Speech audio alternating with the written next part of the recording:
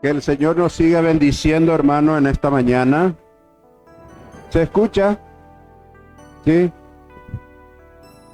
Estamos con el problema del ruido, ¿verdad? Pero esperemos que podamos captar, porque agradecemos al Señor también por esta lluvia. Así que no nos vamos a quejar ahora porque llueve, ¿verdad? Sino al contrario, agradecer al Señor.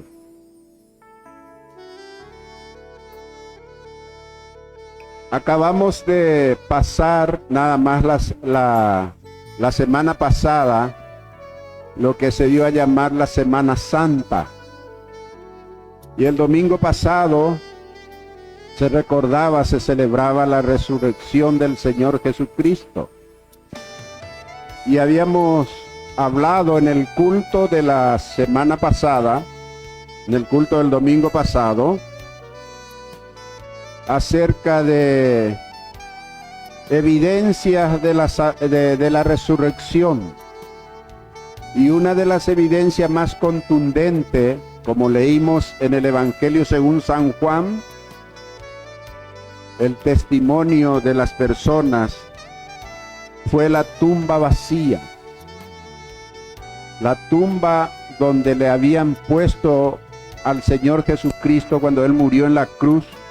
Su cuerpo fue depositado en una tumba, y cuando al tercer día, es decir, el primer día de la semana, decía la Biblia, muy temprano, fueron algunas mujeres al sepulcro. Una de ellas era María Magdalena, y no encontraron el cuerpo de Jesucristo. No encontraron el cuerpo de su maestro, de su Salvador, de su Señor. No encontraron el cuerpo. Y se asustaron, se sorprendieron. La expresión era: ¿dónde llevaron? Han robado el cuerpo del Maestro, del Señor. ¿Dónde lo pusieron? No sabemos. Era la confusión en ese momento. Luego, estas mujeres, en especial María Magdalena, avisó a los demás discípulos. Y hemos leído cómo llegó Pedro y Juan también al sepulcro. Llegaron para comprobar lo mismo, de que el cuerpo de Jesús no estaba ahí. Estaban los lienzos, estaba el sudario doblado en un lugar aparte, decía la Biblia, o dice la Biblia. Y entonces no encontraron el cuerpo del Señor. Y cuando apareció estos varones o ángeles a María Magdalena y le dijo: ustedes no recuerdan lo que Él les dijo, les habló cuando estaban con ustedes, que Él resucitaría al tercer día. Luego la misma María Magdalena, cuando Jesús le habló y le llamó por su nombre, ella le pudo reconocer a Él, al Señor Jesucristo ya resucitado. Y en esta mañana queremos ver todavía sobre ese evento de la resurrección, sobre esa realidad de la resurrección de Jesucristo. Pero queremos leer en la carta del apóstol San Pablo a los Corintios, en el capítulo 15. Primera carta a los Corintios, capítulo 15, queremos leer. Y vamos a ver lo siguiente: de muerte a la vida. Y aquí habla una vez más de la...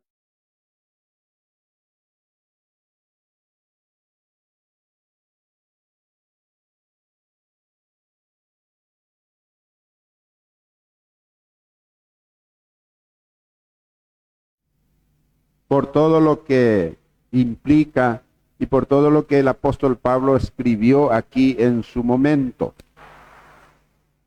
Capítulo 15 de Primera Corintios dice así: desde el versículo 1 vamos a leer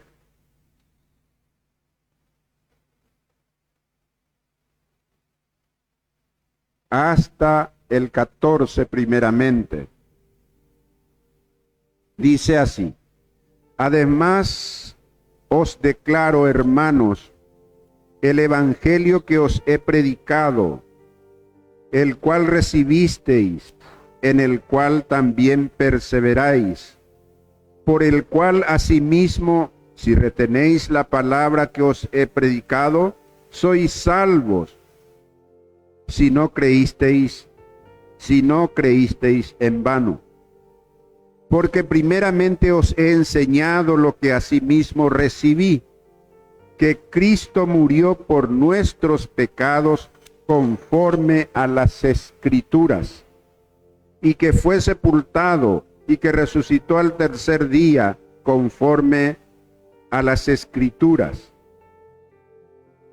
y que apareció a Cefas y después a los 12.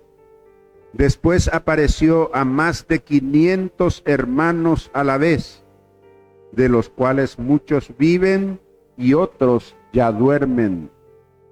Después apareció a Jacobo, después a todos los apóstoles, y al último de todos, como a un abortivo, me apareció a mí. Porque yo soy el más pequeño de los apóstoles, que no soy digno de ser llamado apóstol, porque perseguí a la iglesia de Dios. Pero por la gracia de Dios soy lo que soy, y su gracia no ha sido en vano para conmigo. Antes he trabajado más que todos ellos, pero no yo, sino la gracia de Dios conmigo. Porque o sea yo, o sean ellos, así predicamos, y así habéis creído. Pero si se predica de Cristo, que resucitó de los muertos, ¿cómo dicen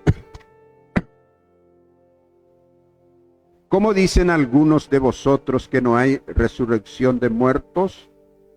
Porque si no hay resurrección de muertos, tampoco Cristo resucitó. Y si Cristo no resucitó, vana es entonces nuestra predicación, vana es también vuestra fe. Hasta aquí primeramente esta lectura, hermano. La muerte es el sentido de separación del hombre con todo lo que le rodea. En la muerte hay una separación. En la muerte sabemos que la muerte de un ser humano, el cuerpo está ahí inerte, pero ya no tiene espíritu, no tiene alma, no tiene vida ese cuerpo. Solamente ha quedado la materia, lo físico. Y la muerte siempre produce tristeza. Tristeza porque hay una separación. Sin embargo, más tristeza habría y menos esperanza aún. Gracias. Más tristeza habría y menos esperanza aún si no fuera por la maravillosa certeza, realidad de la resurrección. Dice la Biblia que Jesucristo resucitó de entre los muertos. Esa es una realidad histórica, una realidad comprobable.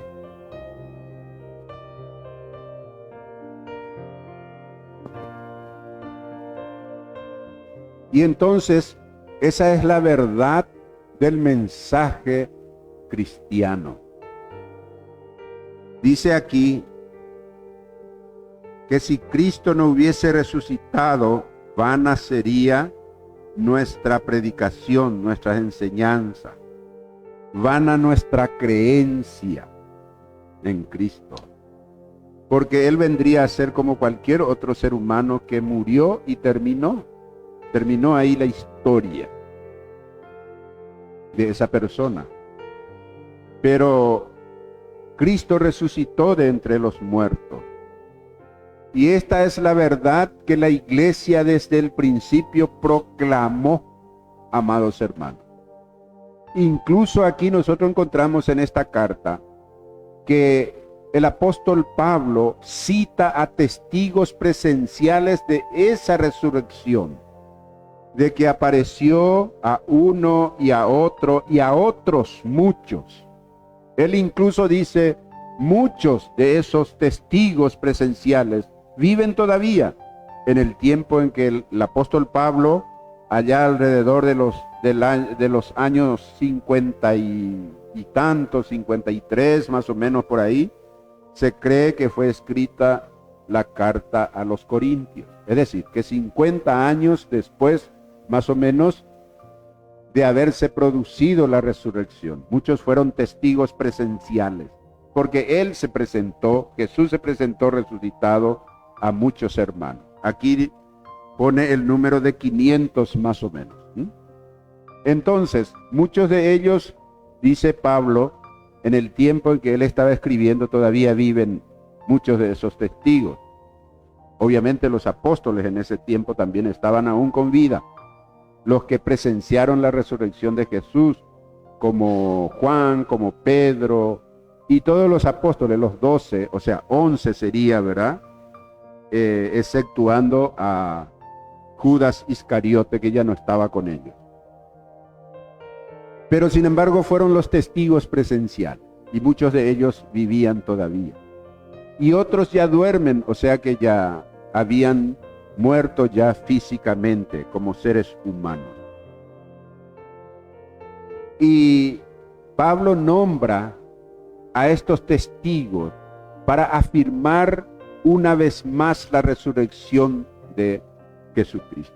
Es interesante, hermanos, decir que estos argumentos que Pablo escribe aquí era necesario en aquel tiempo, y en especial a los destinatarios a quien él estaba escribiendo, porque vivían en medio de incredulidades y dudas, en medio de corrientes de filosofías que negaban la resurrección del cuerpo. En ese contexto de la filosofía griega, muchos de los filósofos de las corrientes filosóficas no creían en una resurrección del cuerpo,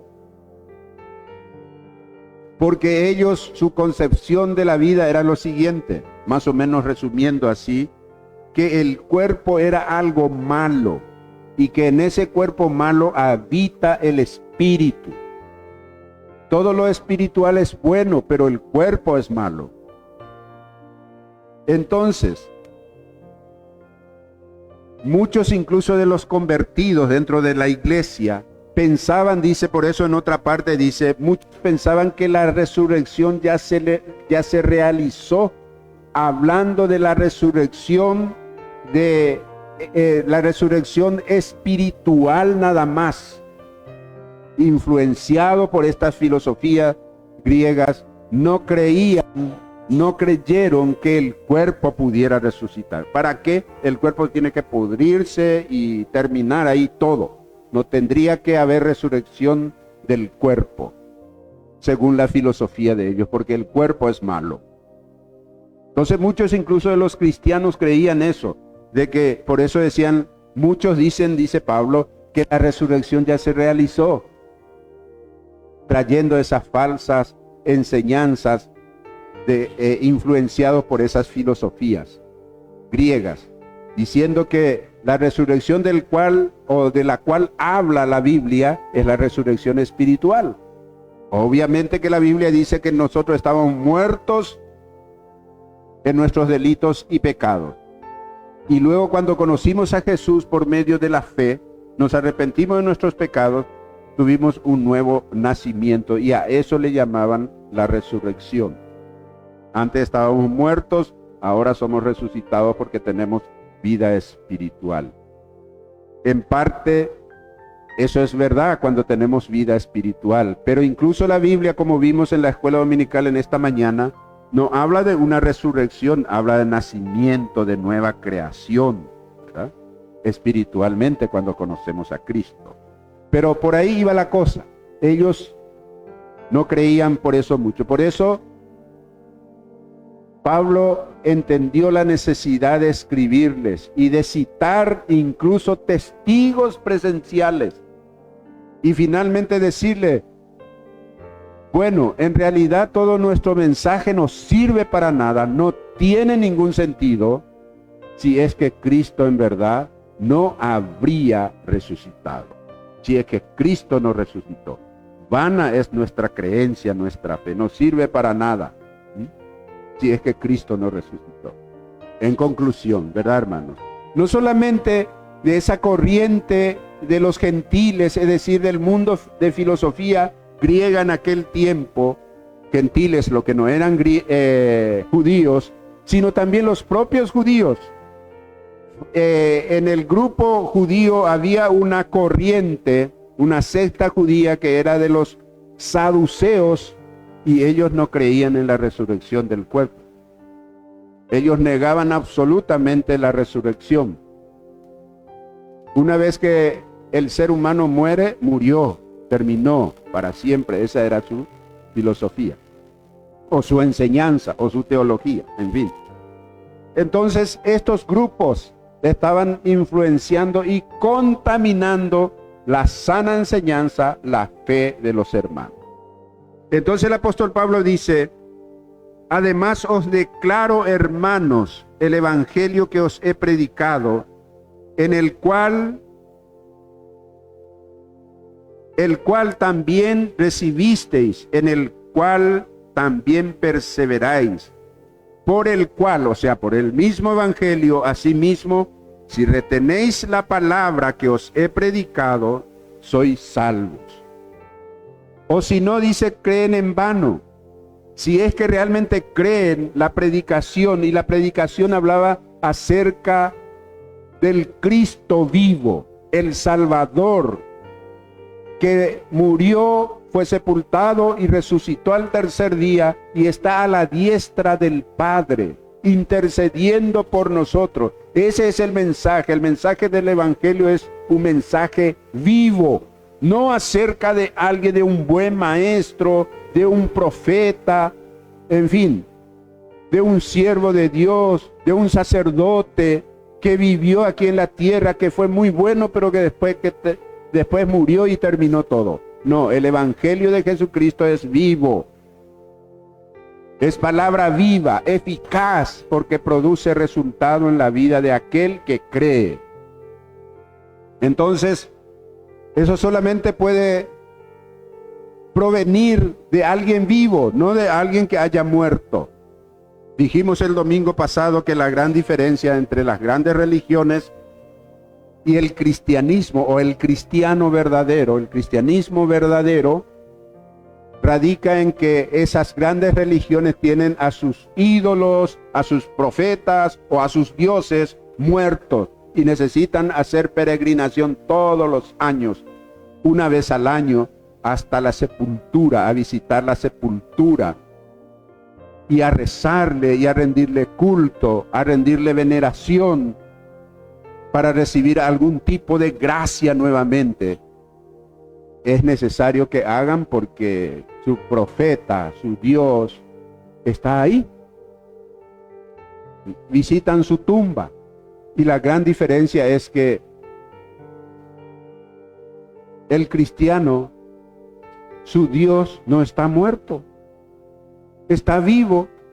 No tenemos necesidad de hacer alguna peregrinación a la sepultura donde alguna vez le pusieron el cuerpo de Jesucristo, porque está vacía esa tumba. No tendría ningún sentido. Esa es la gran diferencia, hermano. Entonces, la iglesia proclamó la resurrección por varias razones. La primera razón es porque tenía las pruebas de ver vida después de la muerte. Aquí hemos leído otra vez hasta el versículo 2. Pero fíjense lo que dice a partir del versículo 3. Porque primeramente os he enseñado lo que asimismo yo recibí, dice el apóstol Pablo, el mensaje que yo recibí, la enseñanza, el conocimiento que yo recibí acerca de los hechos reales, de lo que ha sucedido realmente. Y dice él, que Cristo murió por nuestros pecados conforme a las Escrituras, y que fue sepultado, y que resucitó al tercer día, conforme a las Escrituras, y que apareció a Cefas, Pedro, ¿verdad? Cefas, y después a los 12, después apareció a más de 500 hermanos a la vez, de los cuales muchos viven aún y otros ya duermen. O sea que hay un testimonio vivo de la resurrección de Jesucristo. Es como decir Pablo a los hermanos a través de estas palabras: ¿quieren escucharle a los testigos presenciales de Jesucristo? Vamos a preguntarle a Pedro, a Juan, a todos los apóstoles del Señor Jesucristo. Vamos a preguntarles. Vamos a preguntarles alrededor de 500 hermanos, personas, aunque muchos ya murieron, pero la mayoría está viva todavía. Están vivos todavía.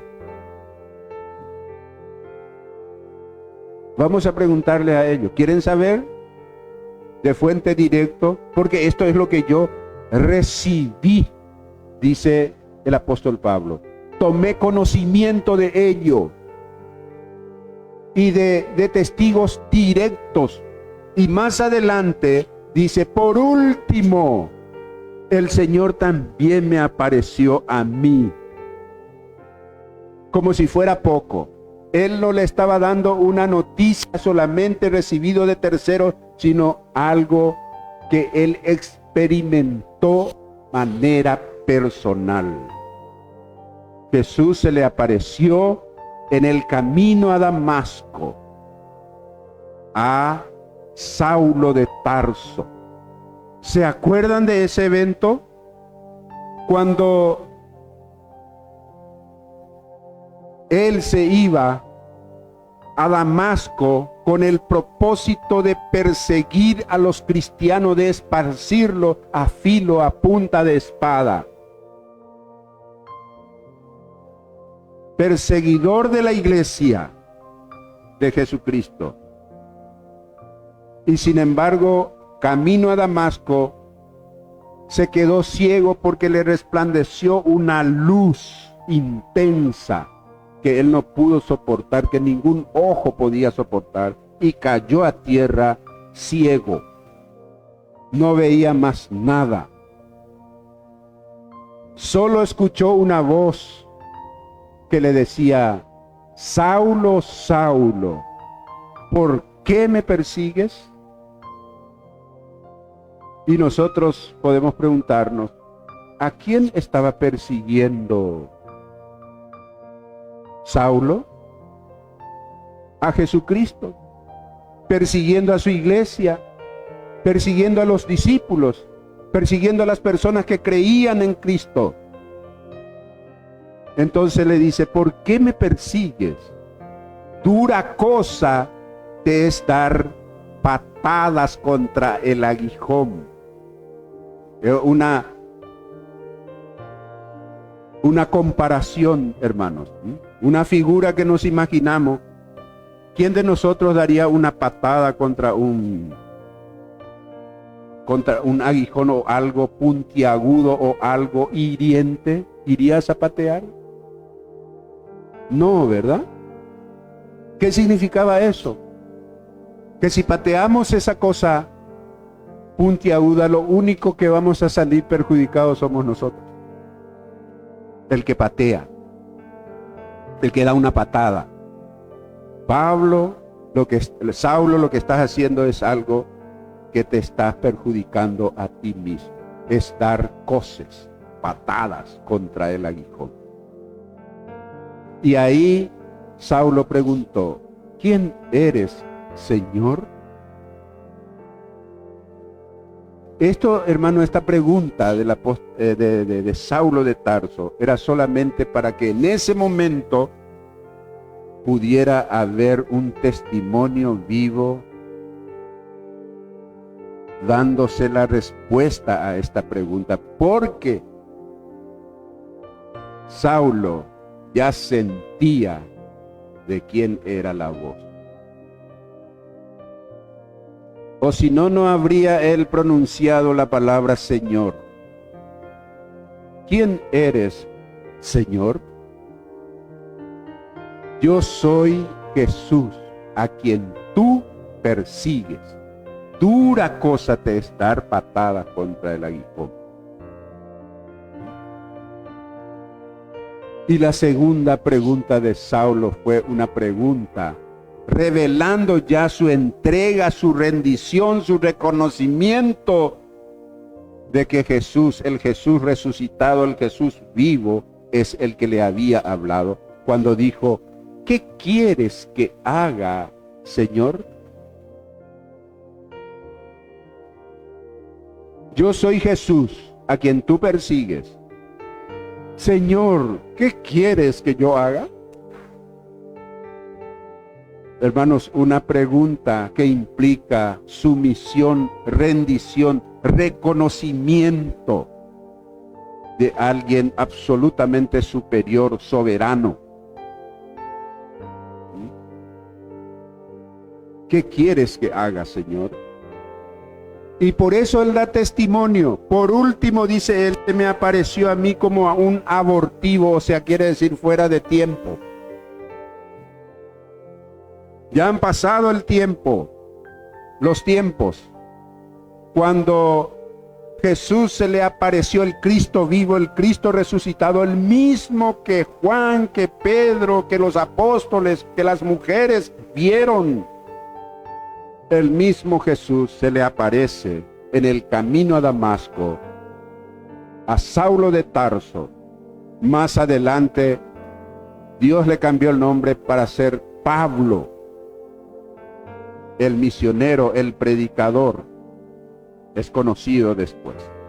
Así que, mis queridos hermanos, esta es una de las pruebas contundentes. Aquí dice la palabra, según las Escrituras. Cristo murió por nuestros pecados conforme a las Escrituras. O sea que era algo que estaba escrito ya antes. Nosotros leemos incluso Deuteronomio, en el libro de la ley, perteneciente al Torá, al libro de la ley, Deuteronomio. Ahí habla del sufrimiento, ahí habla del castigo de nuestros pecados sobre alguien. Isaías 53, donde habla del siervo sufriente de Jehová, que todos nuestros pecados fue sobre él y que él sufrió por nuestros pecados. Y dice Isaías, y por su llaga nosotros fuimos curados. Pero también Isaías habla del renuevo que surgirá, dice, como un renuevo. Saldrá, dice, de la tierra como algo nuevo. Habla de la resurrección de Jesucristo. Y habla de su triunfo final también el profeta Isaías.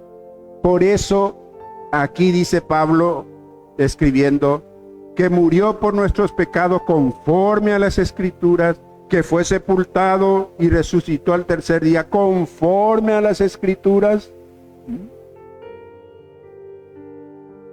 En fin, estaba testificado, fundamentado por las Escrituras, por lo que nosotros hoy llamamos el Antiguo Testamento.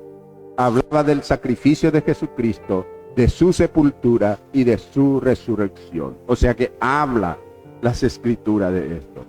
Entonces, hermanos, tenemos el testimonio no solamente personales, el testimonio de sus discípulos, de sus apóstoles, sino también y también las personas a quien él apareció, la iglesia como testigo,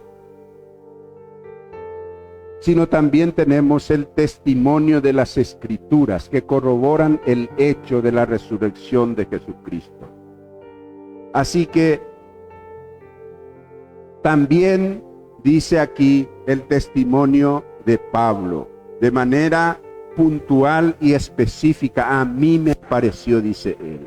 Entonces, la iglesia proclamó la resurrección, dijimos, por varias razones. Primero, porque tenía las pruebas de ver la vida después de la muerte. Jesús murió, pero resucitó, está vivo. Ese es el mensaje. También otras razones, porque la predicación de la iglesia fue la resurrección. Dice el versículo 11, porque o sea yo, o sean ellos, los otros testigos, dice,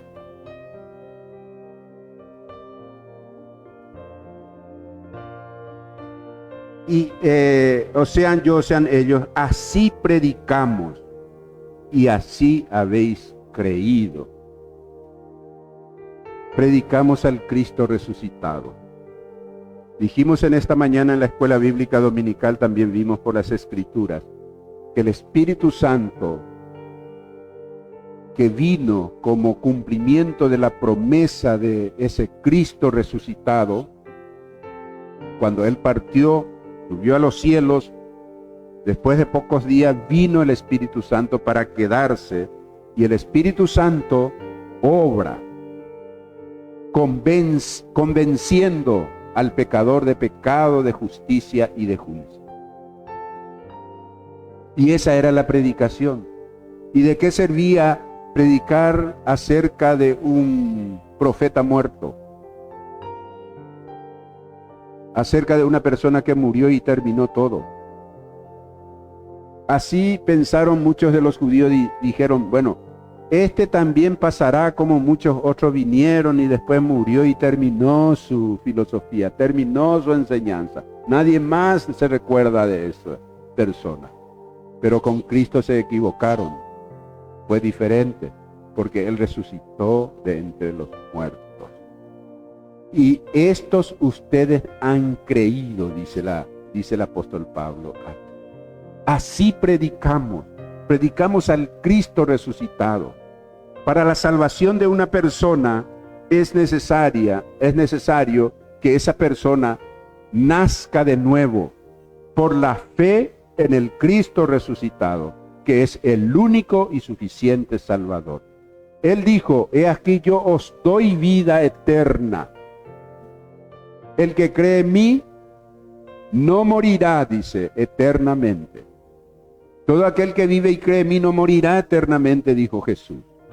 El que cree en mí tiene vida eterna, porque Él vive para siempre. Hemos entonado un himno en esta mañana al principio, donde nos habla de que Jesucristo vive y que por eso también nosotros vivimos. De que Él resucitó y que por eso también nosotros tenemos la esperanza de la resurrección un día. Esta era la predicación de la iglesia. La iglesia creyó en los testigos oculares que vieron la vida después de la muerte. Los cristianos que conformaron la iglesia de aquel entonces dieron sus vidas por esta esperanza. Estaban dispuestos a morir por esta esperanza, por esta verdad, por esta predicación. Ellos pregonaron la resurrección como una certeza de fe y creer de verdad. Ellos pregonaron esto, anunciaron, hermanos. Nosotros hoy tenemos la celebración de la cena conmemorativa del Señor. ¿Por qué lo hacemos? Porque Cristo ordenó que lo hiciéramos así, para recordar su muerte en la cruz. Entregó su cuerpo y derramó su sangre para perdón de pecado. Y Él nos ordenó, pero no solamente para una recordación así, digamos, teórica o mental, sino también como una experiencia de una vivencia, para simbolizar una vivencia, una relación con el Cristo vivo. Cuando comemos del pan, tomamos del jugo de la vid, estamos celebrando nuestra comunión con el Cristo vivo. Amén. Y recordando que Él vendrá otra vez porque Él está vivo. Solo alguien que está vivo puede volver. Y Él prometió volver y lo hará a su tiempo. Él murió para la vida. El versículo 14 dice, vamos a leer un poco. Y si Cristo no resucitó, vana es entonces nuestra predicación, vana es también vuestra fe. Antes dice, interesante la argumentación que hace aquí el apóstol Pablo, dice, versículo 12, pero si se predica que Cristo, si se predica de Cristo que resucitó de los muertos, ¿cómo dicen algunos de entre vosotros que no hay resurrección de muertos? Ahí es lo que al principio yo le explicaba, que muchos eran influenciados por la enseñanza de que no existe resurrección de muertos, no es resurrección de cuerpo. Y si nosotros, ese es nuestro mensaje, ¿cómo dicen algunos de ustedes que no hay resurrección de los muertos? Porque si no hay resurrección de muertos, y esa es la verdad, dice, tampoco Cristo resucitó entonces, si no existe la resurrección. Es una conclusión lógica lo que hace aquí el apóstol Pablo. Y por eso dice el 14, y si Cristo en realidad no resucitó, vana es entonces nuestra predicación, vana es también vuestra fe. Y sigue diciendo, y somos hallados falsos testigos de Dios, porque hemos testificado de Dios que Él, Dios, resucitó a Cristo, al cual no resucitó si en verdad los muertos no resucitan. Nos damos cuenta aquí de la secuencia lógica que hace el apóstol Pablo para que los hermanos piensen, para que nosotros pensemos. Y luego dice, porque si los muertos no resucitan, entonces tampoco Cristo resucitó. Y si Cristo no resucitó, vuelve a decir, vuestra fe es vana, no sirve para nada. Creemos en vano. Nos llamamos en vano cristianos. Lo que creemos no tiene sentido. Es que Cristo no resucitó. Nos damos cuenta entonces, hermanos, que la resurrección de Cristo es parte fundamental. Cuando decimos fundamental, nos referimos que es el fundamento, la base, el cimiento de nuestra fe. Amén. Creemos en un Cristo vivo, que reina por los siglos de los siglos.